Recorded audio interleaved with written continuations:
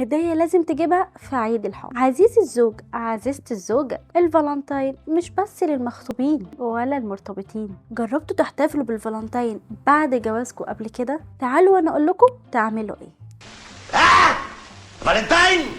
فالنتين ده ايه يا روح النونة؟ جربت قبل كده وانت جاي تجيب لها ورد وشوكولاته وتقول لها هابي فالنتين دي يا حبيبتي، احسن ما تقولك عايزه ورد يا ابراهيم؟ عايزه ورد يا ابراهيم.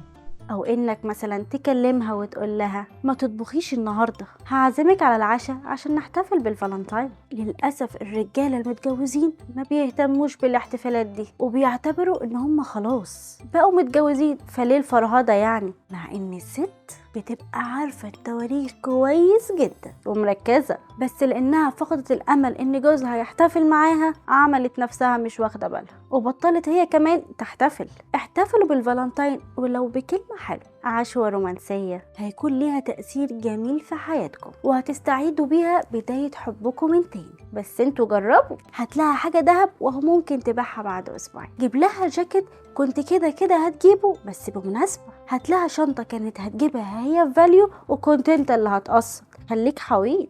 انا نرمين لطفي وده بيتك ومطرحك.